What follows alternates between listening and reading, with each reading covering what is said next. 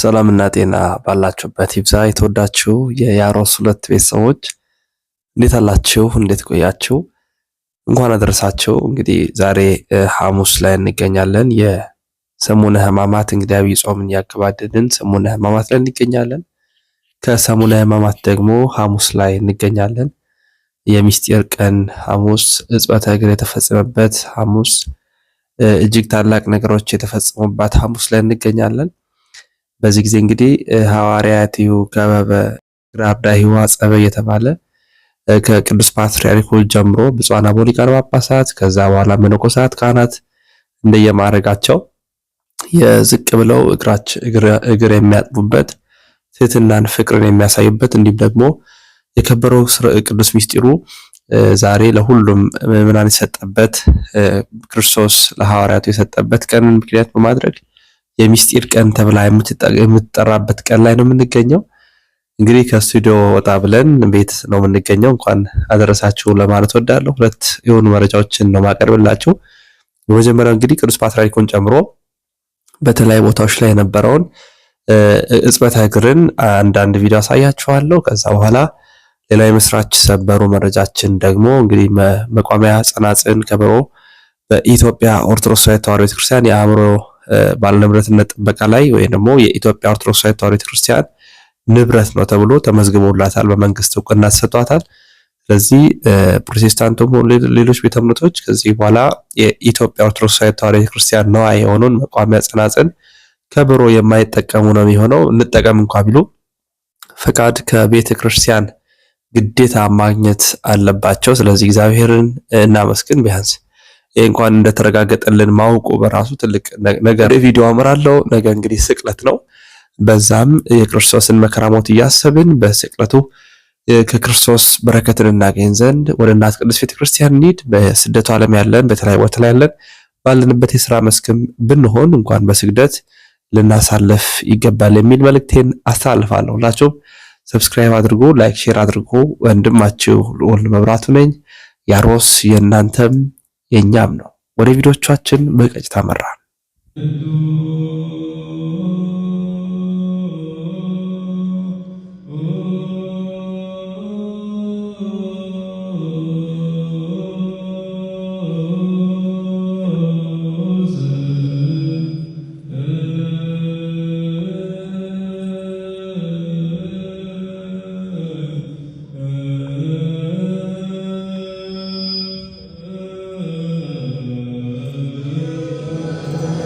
ኦርቶዶክሳውያን በዚህ በሰሙነ ሕማማት እጅግ አስደሳች መረጃ ሰምተናል። እንኳን ደስ ያላችሁ። በዚህ በሕማም ወቅት ቢሆንም ግን ደግሞ እንደዚህ አይነት መረጃዎች ደስ ስለሚሉ ሁላችሁም ኦርቶዶክሳውያን ይህንን መረጃ ሼር አድርጉልን፣ ኮፒ ሊንክ አድርጉና ኦርቶዶክሳውያን በሙሉ እንዲመለከቱት አድርጉ።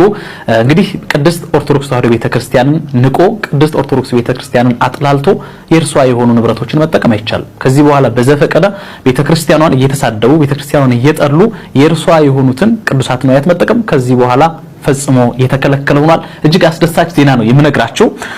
ከበሮ፣ ጸናጽል፣ መቋሚያና ከ10 በላይ ቅዱሳት መጻሕፍትን የኢትዮጵያ አእምሮአዊ ንብረት ባለስልጣን በቅጅና ተዛማጅ መብቶች ስራ ተመዝግቦ ከሚያዝያ 3 ቀን 2017 ዓ.ም የኢትዮጵያ ኦርቶዶክስ ተዋሕዶ ቤተክርስቲያን አእምሮአዊ ንብረት መሆኑ ተረጋግጧል። እንኳን ደስ አላችሁ።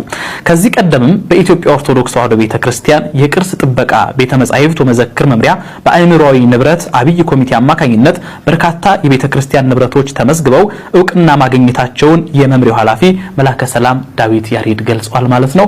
እንግዲህ ከዚህ በኋላ ቤተክርስቲያኗ የራሷን ሀብት የራሷን ንብረት በዚህ መልኩ እንግዲህ ማስጠበቅ ጀምራለች። እኛም ኦርቶዶክሳውያን ሁላችንም ቤተክርስቲያኗን እየሰደቡ አማኙን እየሰደቡ እምነቱን እያንቋሸሹ የኦርቶዶክስ ተዋሕዶ ቤተክርስቲያንን ዜማ የኦርቶዶክስ ቤተክርስቲያንን ልብሰ ተክህኖ የኢትዮጵያ ኦርቶዶክስ ተዋሕዶ ቤተክርስቲያንን ማንኛውም ቅዱሳት ንዋያት መጠቀም ማንም ሰው አይችልም። እኛም ዘብ ሆነን ለቤተክርስቲያናችን እንቆማለን ማለት ነው።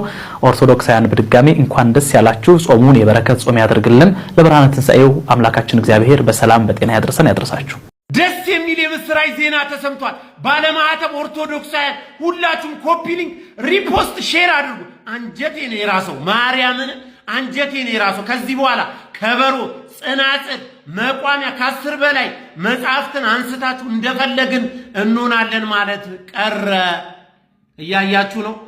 እያያችሁ ነው። ምን ይላል?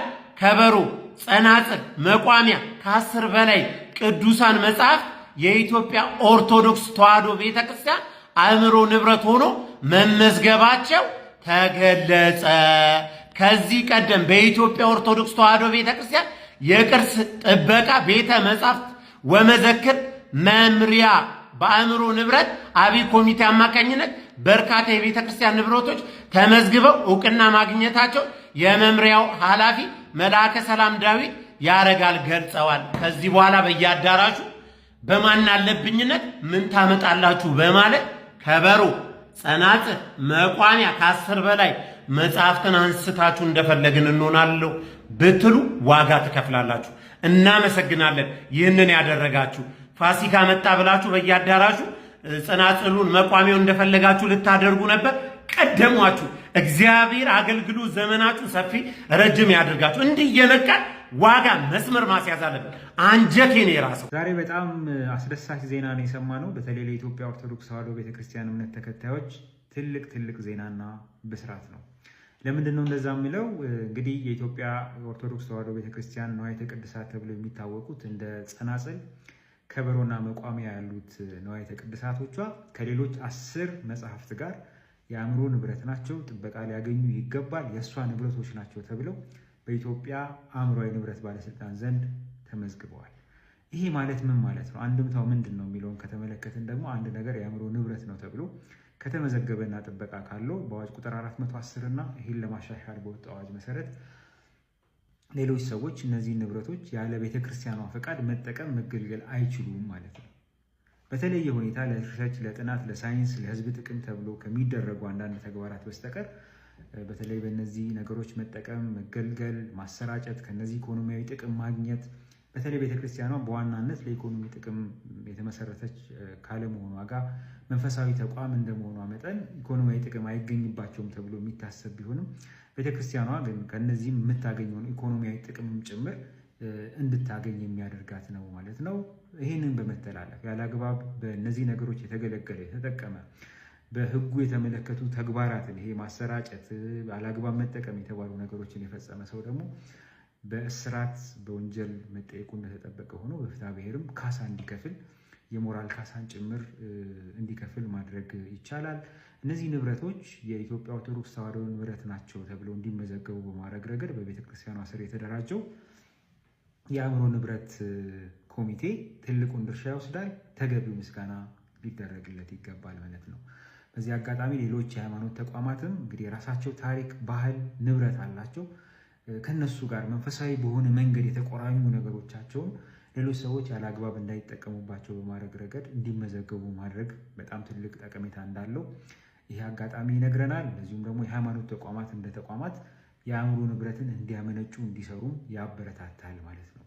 በዚህ አጋጣሚ የሌሎችን ሃይማኖቶች በማንቋሸሽ በማዋረድ ረገድ ባልተገባ መንገድ የሌሎች ሃይማኖቶችን ንዋያተ ቅድሳት ተብለው ወይም የተከበሩ የተወደዱ ወይም ለሃይማኖታዊ ተቋማት ስራ ወይም መንፈሳዊ ስራ ጥቅም ላይ የሚሉ ነገሮችን ያለ አግባብ በመገልገል የተጠመዳችሁ ሰዎች ልትጠነቀቁ እንደሚገባ የሚያሳይ አጋጣሚ ነው ማለት ነው። ባለቤትነታቸው የኢትዮጵያ ኦርቶዶክስ ተዋሕዶ ቤተክርስቲያን ስለመሆናቸው የቅጂ መብት ተረጋግጦ ሰርተፊኬት የተገኘባቸው ጸናጽል፣ መቋሚያ፣ ከበሮና ሌሎች መንፈሳዊ መጽሐፍትን አስመልክቶ የባለቤትነት ጥያቄ በሌሎች የእምነት ተቋማት ሊቀርብ ይችላል። እንዲቆያችሁን ጠበቃ ሰብለ አሰፋ ነኝ። እንግዲህ የኢትዮጵያ ኦርቶዶክስ ቤተክርስቲያን በአእምሯዊ ንብረት ጽሕፈት ቤት ቀርባ አቤቱታ ማቅረቧን ተከትሎ ያ አቤቱታዋ ላይ ምርመራ ተካሂዶ በአእምሯዊ ንብረት ጽሕፈት ቤት በጠቀስኳቸው ንብረት ላይ የቀዳሚነት መብት ተሰጥቷታል። ስለሆነም የቅጂ መብት ያላት ቤተክርስቲያኗ ስለመሆኗ በሰርተፊኬት የተረጋገጠ ነገር ነው። ይሄ ነገርን ተከትሎ ከተለያዩ በተለይም ከፕሮቴስታንት እምነት ተከታይ ከሆኑ የተወሰኑ ተቋማት የእኛም መብት ነው የሚል አይነት ተቃውሞ እየተሰማ ይገኛል። ይህንን አስመልክቶ የቅጂና ተዛማች አዋጅ የተሻሻለው አዋጅ ቁጥር 872 እንዲሁም ደግሞ ደንብ ቁጥር 305 ምንድን ነው የሚለውን በምናይበት ሰዓት ይሄ ነገር የኢትዮጵያ ኦርቶዶክስ ተዋሕዶ ቤተክርስቲያን የቅጂ መብት ካገኘችባቸው ዕለት ጀምሮ በሌላ ሰው ምንም አይነት ተቃውሞ ቢቀርብባቸውም ይህንን የአእምሯዊ ንብረት ጽሕፈት ቤት ኦሪጂናሊ የቤተ ክርስቲያኗ ነው ብሎ ቅጂ መብት የሰጠበትን ኮፒራይት መብት የሰጠበትን ነገር ከዛ በኋላ ተቃውሞ ሌላ ሰው የሚነጥቅበት አግባብ የለም። ይሄ መብት እስከ 5 ዓመት የሚጸና ሲሆን 5 ዓመቱ ሲያልቅም እንደ አዲስ ሊታደስ የሚችል ስለመሆኑ በደንቡ ተመልክቷል ማለት ነው። ስለሆነም ይሄ መብት ከዚህ በኋላ በሌሎች እምነት ተቋማት ጽናጽል፣ ከበሮ ወይም ደግሞ መቋሚያን እንዲሁም እነኛን መጽሐፍቶች ለመጠቀም ለማባዛት ቀድሞ የቤተክርስቲያኗን ጥያቄ ፈቃድ ማግኘት የግድ ይሆናል ማለት ነው። ከዛ ውጪ